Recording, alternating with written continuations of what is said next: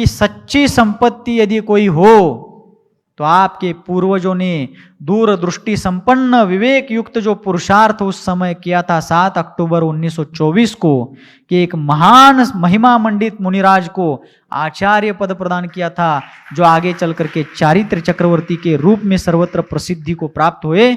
उनका आचार्य पदारूढ़ स्थान यह समडोली नगर, यही उल्लेख आपके जीवन का वास्तविक वैभव है, यही आपके जीवन का वास्तविक ऐश्वर्य है। दूसरे किसी वैभव संपत्ति निधि इसमें आपका गौरव नाही।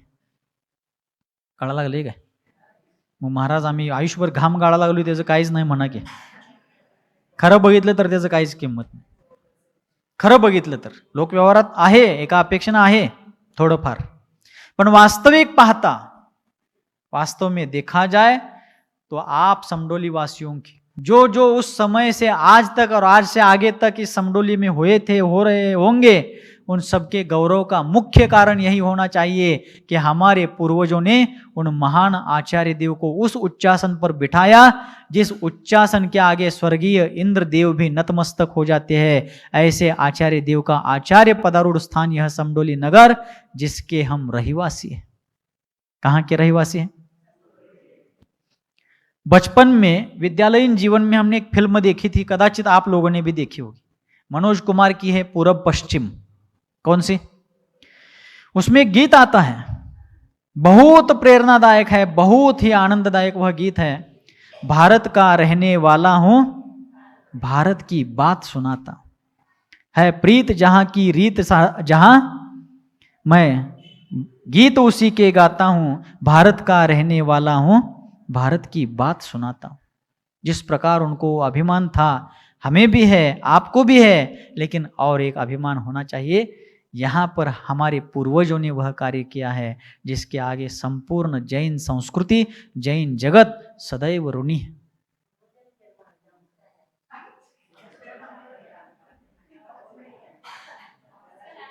पूर्वजों ने किया है, हमारा उसमें क्या है ऐसा आप लोग कहते हैं, यह भी आपकी एक नम्रता है, बहुत अच्छी बात है। लेकिन पूर्वजों ने जो निर्माण किया है उसको जतन करके रखना भी तो एक बड़ी बात है, जिसको आप लोग कर रहे हैं। आप लोग भी अभिनंदन के पात्र है, लेकिन इस अभिनंदन से फूलना नहीं चाहिए। क्या नहीं होना चाहिए? पाय अंतराळी व्हायला नाही पाहिजे। मग आम्हीच दिलतं की शांतीसागरासनी, नाहीतर कोणी विचारलं होतं काय त्यासनी? मैंने पुण्यतिथि के दिन 5 सितंबर के दिन भी कहा था, आज भी और उस बात को दोहरा रहा हूं, और जीवन के अंत तक जब तक शक्ति रहेगी उसे कहने में मुझे आनंद का अनुभव होता रहेगा कि आचार्य पद के कारण शांति सागर जी का गौरव नहीं था, बल्कि शांति सागर जी के कारण आचार्य पद को महिमा प्राप्त हुई थी। ऐसे मुनिराज शांति सागर जी आचार्य देव, जिनको सन 1937 के चातुर्मास में गजपंथा तीर्थ क्षेत्र सिद्ध क्षेत्र पर चारित्र चक्रवर्ती उपाधि से नवाजा गया, उनको गौरवान्वित किया गया, लेकिन वे बहुत माध्यस्थ रहे। क्योंकि हमारे भाग्य विधाता पूज्यपाद आचार्य भगवान सन्मति सागर जी महाराज कुछ बातें हमेशा कहते थे प्रवचन में। वे कहते थे, तन का रोग व्याधि है, शरीर में जो कुछ भी रोग होते हैं, सर्दी जुकाम इत्यादि जो कुछ भी रोग होते हैं, हार्ट अटैक हो, किडनी फेल होना हो, बीपी शुगर हो, और भी कुछ भी जो कुछ भी रोग शरीर में होते हैं उसको व्याधि कहा जाता है। मनोरुग्णों के जो रोग होते हैं उनको आधि कहा जाता है। आधि क्या कहते हैं? आधि। तन का रोग व्याधि है, मन का रोग आधि है। आधि व्याधि, मन का रोग आधि है, तन का रोग व्याधि है, पद का रोग उपाधि है। जो पदों के रोग होते हैं ना, मुझे ये पद चाहिए, मुझे वो पद चाहिए, मुझे ऐसा पद चाहिए, मुझे चेयरमैन पद चाहिए, मुझे गणधर पद चाहिए, मुझे आचार्य पद चाहिए, मुझे अमुक पद चाहिए, ये जो पदों की लालसा होती है यह पद का रोग है, उसे उपाधि कहते हैं। मन का रोग आधि है, तन का रोग व्याधि है। गुरुदेव सन्मति सागर आचार्य देव हमेशा कहते थे, मन का रोग आधि है, तन का रोग व्याधि है, पद का रोग उपाधि है, और इन सभी रोगों की दवाई समाधि है। समाधि सम्राट आचार्य शांति सागर जी महाराज इन सभी चीजों से परे थे। ऐसा उनका जीवन। असल में साधु संतों के जीवन में ये पद उपाधियां मोक्ष मार्ग में साधक नहीं है, हितावह नहीं है, कार्यकारी नहीं है। समाज की भावना, समाज की आत्मीयता एक जगह पर है, लेकिन ये सारी चीजें मोक्ष मार्गी साधक के लिए मोक्ष मार्ग की यात्रा में कोई कार्यकारी नहीं है। इसलिए आचार्य शांति सागर जी महाराज ने उस सभा में कहा था कि हम जैसे साधकों को इसकी कोई आवश्यकता नहीं है, क्योंकि चारित्र चक्रवर्ती वास्तव में कौन होते हैं? तीर्थंकर भगवान होते हैं। और मेरा नंबर, ऐसा कौन कह रहे हैं? मैं नहीं, मैं कह रहा हूं मेरा पहला नंबर है ढाई द्वीप में। आचार्य शांति सागर जी महाराज जिन्होंने 35 साल के मुनि जीवन में 27 साल से ऊपर अनेक उपवास किए, अनेक कठोर तप किए, अनेक धर्म संकटों, प्राण संकटों से समाज, संस्कृति, संघ और धर्म को बचाया, तिराया, वे कहते मेरा लास्ट नंबर है। इसी में उनका बड़प्पन है, इसी में उनकी महानता है। महान लोग अपना बड़ बोलापन बताने से महान नहीं होते हैं। बड़े होकर की जो अपने जीवन में लघुता स्वीकार करते हैं, अपने आप को छोटा मानते हैं, अपने आप को लघुतम जानते हैं, वास्तव में वे बड़े। आचार्य शांति सागर जी महाराज इसी अलौकिक असाधारण भावना के कारण आज भी और कल भी जन जन की आराधना के केंद्र है। ऐसे आचार्य महाराज को 1937 के चातुर्मास में गजपंता सिद्ध क्षेत्र पर चारित्र चक्रवर्ती पद प्रदान किया गया। ऐसे आचार्य देव के प्रति अपन सदैव ऋणी रहे, अपन सदैव ऋणी रहेंगे और उनके उपकारों के प्रति ऋणी रहने के साथ साथ उनके द्वारा प्रशस्त किया गया यह मार्ग और उस मार्ग की प्रभावना में अपना योगदान अपन सभी लोग देते रहेंगे। यही आज के दिन में इतना ही पर्याप्त है। दूसरी एक बात आप लोगों को सूचित करना चाहता हूं, वर्तमान में भारतवर्ष में अपना जैन समाज अल्पसंख्यक है, क्या नहीं है? अत्यल्पसंख्यक है, ऐसा कहने में भी कोई बाधा नहीं है। ऐसा जैन समाज संपूर्ण भारत में यत्र तत्र निवास करता है, किंतु जैन समाज यत्र तत्र निवास करते हुए भी अल्पसंख्यक होने के कारण अन्य लोगों के द्वारा प्रताड़ित किया जाता है।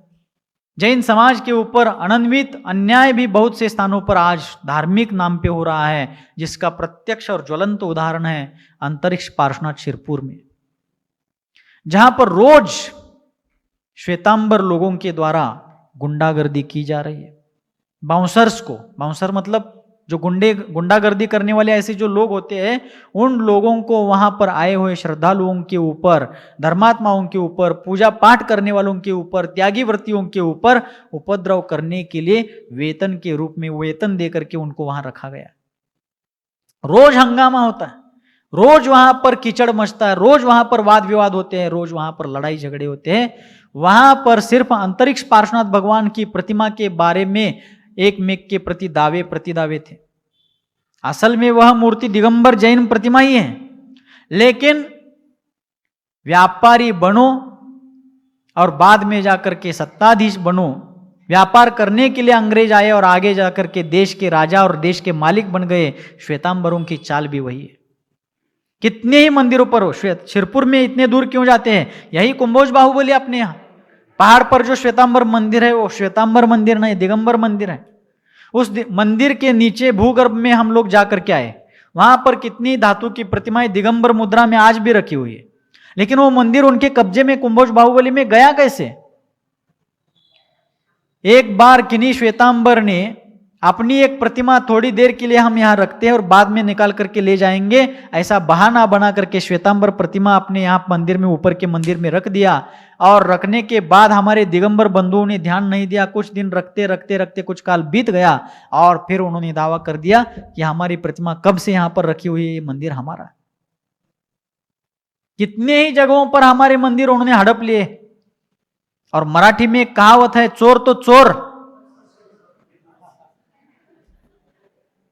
चोराच्या रिकाम्या जागा तुम्हीच भरावा म्हणून, ते काय मला येत नाही। यह श्वेतांबरों की चाल है। और वहां पर शिरपुर दिगंबर अंतरिक्ष पार्श्वनाथ शिरपुर तीर्थ क्षेत्र पर एक ही प्रतिमा के प्रति विवाद था और बाकी 42 प्रतिमा जो है 42 जो प्रतिमा है उनके बारे में निर्विवाद रूप से कोर्ट का भी यह सूचित किया हुआ एक पत्र है कि बाकी सारी प्रतिमा दिगंबर अमनाय की है। आज वे लोग उन सभी प्रतिमाओं को भी श्वेतांबर प्रतिमा साबित करना चाह रहे हैं। रोज वहां पर हंगामा लड़ाई झगड़ा हो रहा है। कितनी बार वहां पर दिगंबर बंधुओं ने दिगंबर समाज ने मोर्चा निकाला, मुख मोर्चा निकाला, आंदोलन किया, सब कुछ किया, लेकिन ना प्रशासन ना पुलिस प्रशासन श्वेतांबरों के दबाव के नीचे, श्वेतांबरों के जो राजनैतिक लोग हैं, महाराष्ट्र में एक मंत्री है मंगल प्रभात लोढ़ा, मुंबई में शायद समाज कल्याण मंत्री ऐसा कुछ पद है उनके पास, पक्का ध्यान में नहीं आ रहा है। मुंबई निवासी है और बीजेपी के आमदार है, विधायक, एमएलए। उनके प्रभाव के कारण वहां वाशिम जिले में शिरपुर अंतरिक्ष पार्श्वनाथ भगवान के यहां पर किसी भी प्रकार से प्रशासन और पुलिस प्रशासन दिगंबर बंधुओं को साथ नहीं दे रहे और उसी के लिए और भी कुछ चीजों की सरकार के द्वारा हमारे समाज के लिए पूर्तता कराने के लिए, जैसे राजस्थान और मध्य प्रदेश में जैन कल्याण मंडल की स्थापना राजस्थान और मध्य प्रदेश की सरकार ने सरकारी स्तर पर गवर्नमेंट लेवल पर कर दी। महाराष्ट्र में भी जैन कल्याण मंडल की स्थापना हो कि जिसके अंतर्गत दारिद्र्य रेखा के नीचे आने वाले गरीब परिवार के जैन बंधुओं को सरकारी योजनाओं का लाभ मिल सके और भी अनेक चीजों की सहायता जैन बंधुओं को हो सके। इसके लिए जैन कल्याण मंडल की स्थापना महाराष्ट्र सरकार भी महाराष्ट्र में कर दे, इत्यादि और भी चीजों की मांग पूरी करवाने के लिए महाराष्ट्र में जैन समाज और जैन समाज के प्रतिनिधियों के द्वारा अनेक स्थानों पर मूक मोर्चे और आंदोलन और जुलूस आयोजित किए जा रहे हैं। आने वाले 7 अक्टूबर को, आज 1 तारीख है अक्टूबर की, 7 तारीख को कोल्हापुर के दशहरा चौक है ना कोल्हापुर में 7 अक्टूबर को 10 बजे से 1 बजे तक दशहरा चौक में बड़ा जुलूस और वहां पर आंदोलन का एक आयोजन किया गया है। आप लोग समडोली वासी हो, बाहर के जो कोई भी इस चीज को समझेंगे सुनेंगे, वे सभी लोग अपने घर के सारे काम काजों को थोड़ी देर के लिए दूर रखें। करंजा कडाकण्या सगळं बंद यावर्षी। जर तुमचा संघ समाज आणि संस्कृतीच जर संकटात येत असेल तर तुम्हाला करंजा गोड लागणारच कशा। उस दिन सभी लोग अपने अपने प्रतिष्ठान बंद करके अपने अपने खेतीबाड़ी के कामों का नियोजन आगे पीछे करके घरेलू कामकाजों को व्यवस्थित रूप से मैनेज करके उस दिन सभी लोग आप लोग कोल्हापुर जाने का प्रयास करें। हम भी जाते लेकिन यहाँ से वो बहुत दूर पड़ता है, पैदल विहार के लिए आने जाने के लिए हमें जाना संभव नहीं है। लेकिन 7 तारीख के आगे पीछे, 10 तारीख के भीतर और 7 तारीख के आगे पीछे सांगली में भी विजयनगर के पास जहां भी नया न्यायालय चालू हो गया है, कलेक्ट्रेट जहां पर है, वहां पर भी इसी प्रकार के आंदोलन का मुख मोर्चा का वहां पर आयोजन होने की संभावना है। उस कार्यक्रम में हम लोग जाने का जरूर प्रयास करेंगे। हम भी जाएंगे, आप भी जाएंगे। एक दीप तुम जलाओ, एक दीप हम जलाए, कुछ अंधेरा तुम मिटाओ, कुछ अंधेरा हम मिटाए। सभी लोग मिलकर इस प्रकार से कार्य करेंगे, तभी समाज, संघ और संस्कृति की रक्षा हो पाएगी। जिन आचार्य महाराज का शताब्दी महोत्सव हम लोग यहाँ पर मना रहे हैं, वो शताब्दी महोत्सव सिर्फ 100 साल पूरे हुए इसलिए नहीं। ऐसे आचार्य पद ग्रहण करके 100 साल कितने आचार्यों के पूरे हुए, उसका काउंटिंग सिर्फ अवधि ज्ञानी, मनपरे ज्ञानी और केवल ज्ञानियों के पास है। यह शताब्दी महोत्सव सिर्फ 100 साल की पूर्तता की दृष्टि से नहीं है, बिखरे हुए जैन संस्कृति को निखार लाने वाले और उसको पुनरुज्जीवित करने वाले आचार्य शांति सागर जी महाराज के जीवन का एक महान प्रसंग है और इसी नगरी में हुआ था, इसलिए अपन मना रहे हैं। लेकिन सिर्फ महोत्सव मनाना सार्थक नहीं है। जिस कार्य को उन्होंने अंजाम दिया था उस कार्य को सुरक्षित रखना हमारा कर्तव्य है। इसलिए आप सभी लोग, आप अपने आप के साथ साथ अपनों को लेकर के अपने मेहमानों को, रिश्तेदारों को, पड़ोसियों को, अड़ोसियों को सबको बता करके सूचित करके बड़े से बड़े संख्या में, मोठ्या संख्येमध्ये कोल्हापूरला 7 तारखेला मौन आहे काय? मान अवघडायला नको म्हणून तर हलवा की जरा। हाँ, दुधगांव के लोग भी आए हुए हैं। आप लोग भी अपने गांव में जाकर के इस बात को सूचित करेंगे। दुधगांव बड़ा जैन समाज है। समडोली में 700, 750, 800 घर है। दुधगांव में 1000-1200 घर है। कम से कम समडोली से 200-400 लोग, दूधगांव से 200-500 लोग जाने ही चाहिए। यदि ऐसे कार्यों में आप लोग नहीं जाएंगे तो कब जाएंगे? एक प्रसंग मैं बताना चाहता हूं, वो प्रसंग बता करके पूरा करूंगा। कर्नाटक में एक घटना स्वतंत्रता पूर्व काल में हुई थी। उस समय भारत को स्वातंत्र्य दिलाने के लिए बहुत से लोग लड़ रहे थे, भिड़ रहे थे, प्रयास कर रहे थे। और कर्नाटका में हुबली धारवाड़ के आसपास ऐसा ही एक स्वतंत्रता संग्राम का आंदोलन चल रहा था। उसमें हजारों लोग आए हुए थे, ऐकाला लग गए। और उस आंदोलन में एक विकलांग व्यक्ति, जिसको पोलियो हुआ था, पोलियोग्रस्त जैसा जिसका शरीर था, चलने में ठीक से आता नहीं था, बोलना तो बिल्कुल जमता नहीं था, हाथ पैर की एक्टिविटी ठीक से होती नहीं थी, ऐसा एक व्यक्ति लड़खड़ाते हुए, घसीटते हुए अपने आप को आगे लेता जा रहा था उस भीड़ भाड़ में। उस भीड़ भाड़ को रोकने के लिए सैकड़ों अंग्रेज पुलिस वहां पर हाथ में लाठी, डंडे और रिवॉल्वर और राइफल्स लेकर के तैनात थे। उस समय उस नौजवान व्यक्ति को, कि जिसको पोलियो हुआ है, हाथ पैर में विकलांगता है, वह जो लड़खड़ाते हुए, घसीटते हुए, अपने आप को सरकाते हुए उस भीड़ से रास्ता निकालते निकालते आगे जा रहा है। उस व्यक्ति को किसी भारतीय बंधु ने पूछा कि भाई ऐसे भीड़ भाड़ में तुम कहां जा रहे हो? उस आंदोलन में पुलिस, अंग्रेज पुलिस की लाठियां बरस सकती है, गोलियां बरस सकती है, और उसमें भागदौड़ मच सकती है, धावपड़, चेंगरा चेंगरी, भगदड़ मच सकती है, लोग एक मेक को कुचल सकते हैं, और उसमें तुम्हारा क्या हाल होगा? तुम किस लिए आए हो यहां पर? तुम्हारे आने का उद्देश्य क्या है?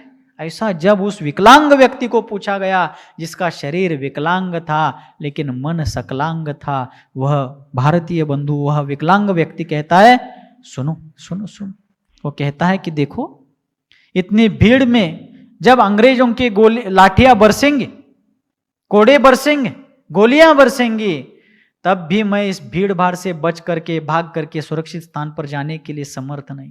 फिर भी मैं इसलिए आया हूं कि अंग्रेजों के राइफल से, रिवॉल्वर से छूटने वाली एकाध गोली भी मेरी छाती में लग जाए तो मेरी छाती में ली हुई एक गोली के कारण कोई क्रांतिकारक बच सकता है, मेरे कारण उसका जीवन बच गया तो मेरा यहां आना सार्थक हो जाएगा, इसलिए मैं आया।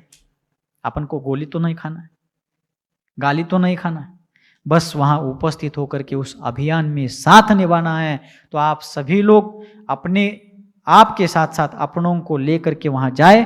सांगली में भी जब वह मोर्चा निकलेगा तो अपन सांगली में पैदल मोर्चा नहीं निकालेंगे, यहां से ही जुलूस लेकर के वहां तक पैदल जाएंगे। ऐसा संकल्प आज अपन सभी को यहाँ करना है, क्योंकि संघ समाज और संस्कृति के लिए जितना हो सके अपन वह कार्य करते रहेंगे, करके रहेंगे। इसी मंगल भावना के साथ बोलिए गुरुवर आचार्य भगवान श्री शांति सागर जी मुनि महाराज की, गुरुवर आचार्य भगवान श्री सन्मति सागर जी मुनि महाराज की।